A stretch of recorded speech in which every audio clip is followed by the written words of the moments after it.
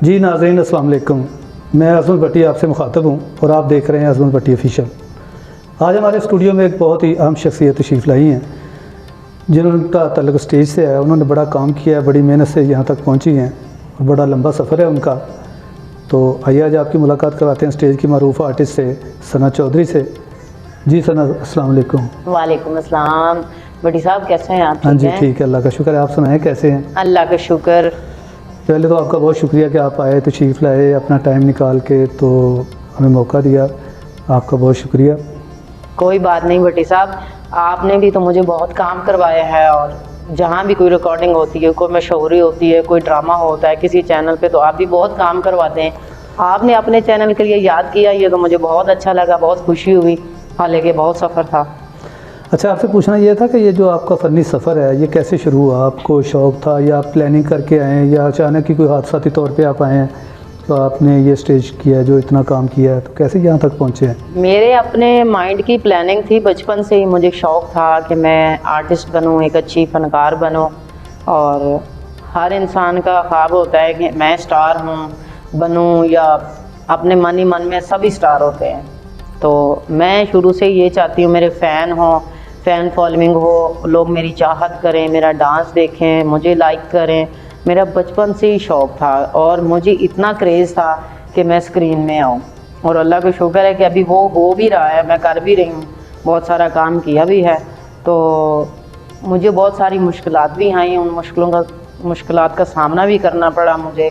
और अभी तक बहुत सारे, यानी कि ऐसी सीढ़ियाँ कुछ हैं, कुछ ऐसे सफ़र हैं कि बीच में बहुत ज़्यादा मुश्किल भी आ जाती है और आसानी भी आ जाती है। ये तो एक सफ़र है। अच्छा, आप इस फील्ड में अचानक आए, आपके ख़ानदान में और भी कोई बंदा इस फील्ड में है? मेरे ख़ानदान में तो दूरों दूर तक कोई नहीं है, हालांकि मेरे घर वाले तो मानते ही नहीं हैं इस चीज़ को कि मैं ये फील्ड में रहूं या काम करूं।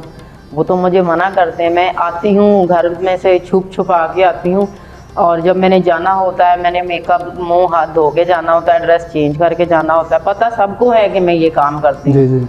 तो मेरे घर वाले कहते हैं कि जी आप टाइम से आया करें, टाइम से जाया करें, इसलिए मैंने अलग घर लिया है अब।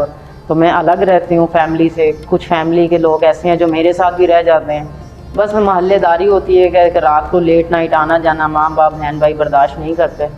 अच्छा, फील्ड में आपने इतना काम किया है, तो आप जब घर से निकले थे तो आपके क्या ख्याल थे कि बहुत ही आसान सफ़र है, और यहाँ आके आपको कैसा तजर्बा हुआ, कैसे लोग मिले?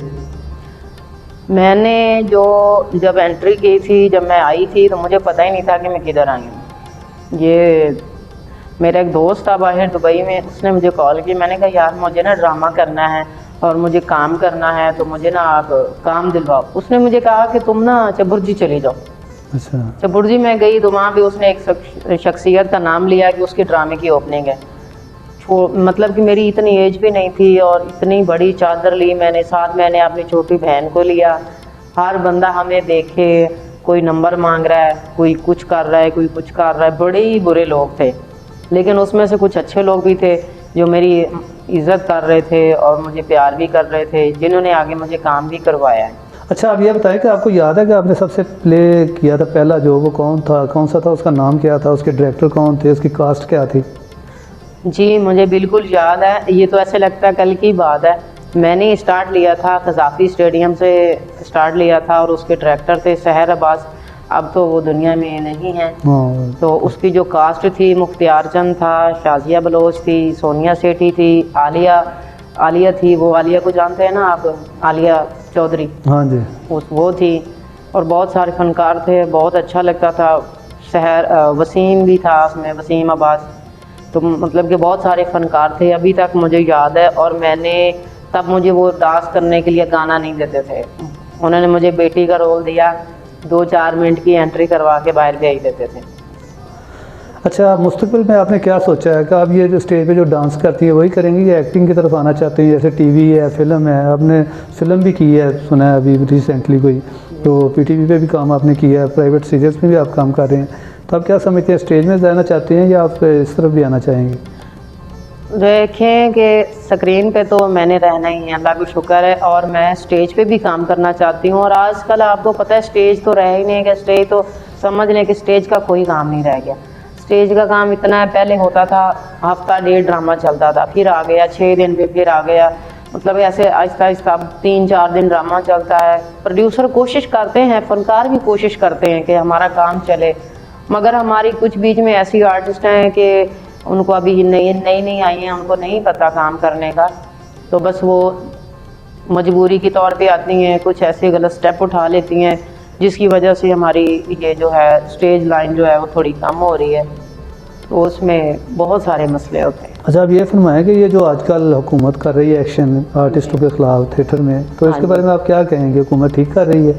उनको करना चाहिए इस तरह? हुकूमत को करना चाहिए। देखिए हम जैसे जो आर्टिस्ट हैं उनको तो समझ आ रही है कि हुकूमत क्या कर रही है, जो भी सोच समझ के कर रहे हैं कि कोई किसी की रोज़ी तो वो हमारी नहीं बंद कर रहे हैं, बस वो कहते हैं कि जी आप लोग काम करो, अपने आप दायरे में रह के करो, अच्छा काम करो, गंदी जुगत ना करो, गंदा डांस ना करो।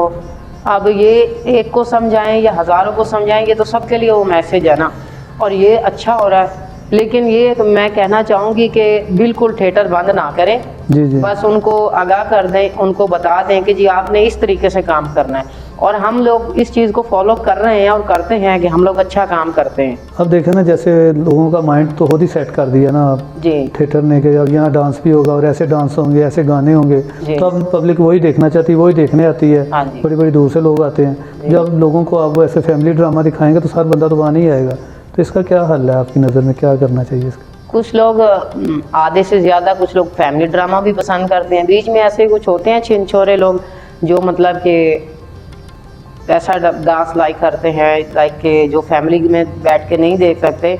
आजकल तो वो बहुत चेंजिंग आ चुकी है, अब आजकल तो वो थिएटर में काम चल ही नहीं रहा। ये तकरीबन 2-3 साल पहले का था कि जो बहुत ज़्यादा वल्गैरिटी थी, बहुत ज़्यादा मतलब कि शोखापन था, अब वो ख़त्म हो चुका है। अब तो वो डायरेक्टर जो प्रोड्यूसर है वो तो खुद सख्ती कर रहे हैं लड़कियों के ऊपर, लड़कों के ऊपर भी कर रहे हैं कि कोई गंदी जुगत ना करें, कोई गंदा डांस ना करें। हर कोई अपना थिएटर बचाने की कोशिश कर रहा है, हर कोई। अब प्रोड्यूसर जो है वो कहता है मैंने पैसे लगाए हैं, थिएटर वाले कहते हैं हमारे थिएटर की बदनामी ना हो। इसीलिए कि अब तो बिल्कुल गंदी जुगत, गंदा काम है रह ही नहीं गया। नहीं, अभी भी कुछ लोग गवर्नमेंट पे तनकीद कर रहे हैं, मैंने देखा है चैनल्स पे, वो कह रहे हैं कि हुकूमत गलत कर रही है, तो हम पे ही आ गया सारा कुछ, ये हो गया वो हो गया। तो बहरहाल सोचना चाहिए, सब लोगों को मिलकर मुआशरे को सुधारने की कोशिश करनी चाहिए। अच्छा, आप ये बताएं कि ये जो आप काम करते हैं इससे जो इनकम होती है उससे आपका गुजर बसर सही हो जाता है? जी नहीं, इनकम क्या होती है कि जी थिएटर में काम के लिए बुलाते हैं, आपको बोलते हैं कि जी मैं आपको 30,000 रुपया दूँगा, 40 दूँगा। जी जी।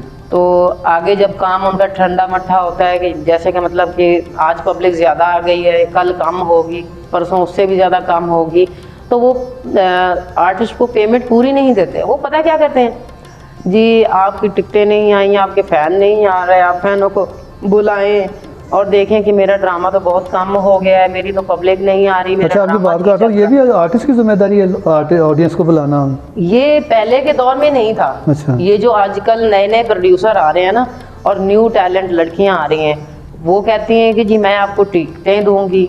अच्छा। ठीक है, मुझे इनाम भी होगा। आजकल इनाम भी हाफ कर रहे हैं।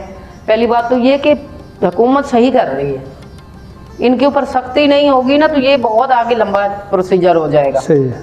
ठीक है, वो सख्ती नहीं करेंगे तो ये देखिए अब इनाम जो होता है लड़की को, उसमें प्रोड्यूसर का और थिएटर का कोई हक नहीं बनता। ज़ाहिर है तो उसका अपना, लेकिन वो भी प्रोड्यूसर हाफ ले रहे हैं इनाम। क्यों ले रहे हैं? ये तो बड़ी ज्यादती है।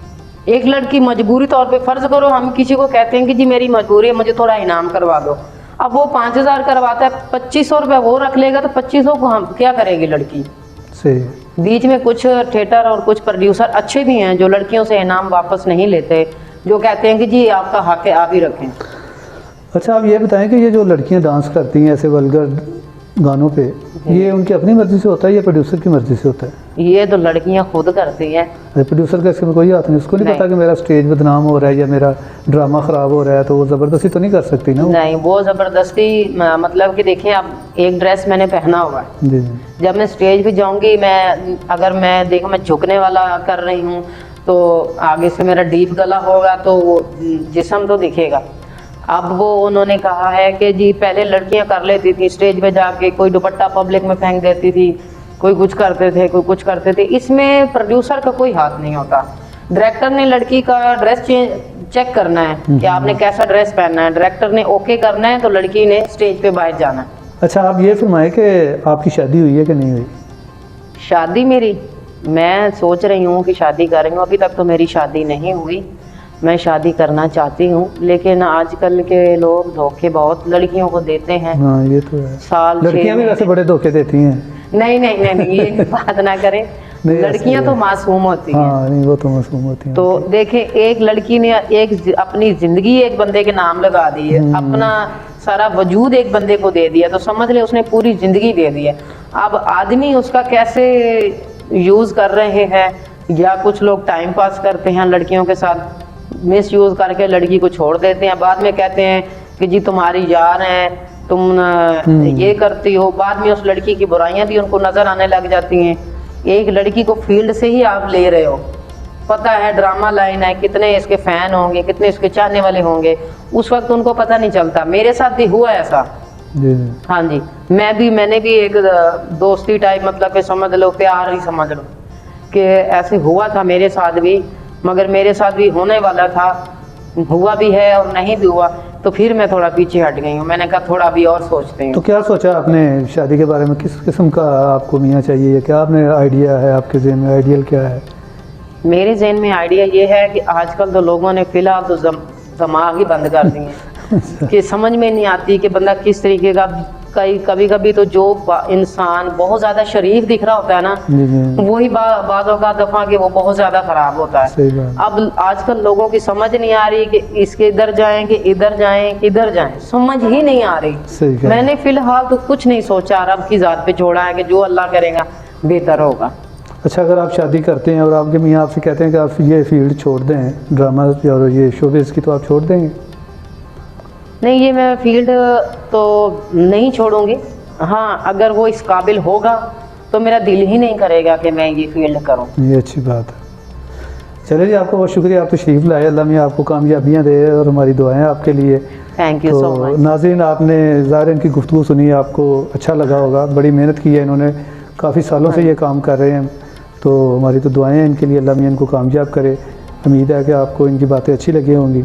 हमारा चैनल को सब्सक्राइब करें, दोस्तों के साथ शेयर करें, और अगले प्रोग्राम तक अज़हर भट्टी को इजाज़त दीजिए। अस्सलाम वालेकुम। पाकिस्तान जिंदाबाद।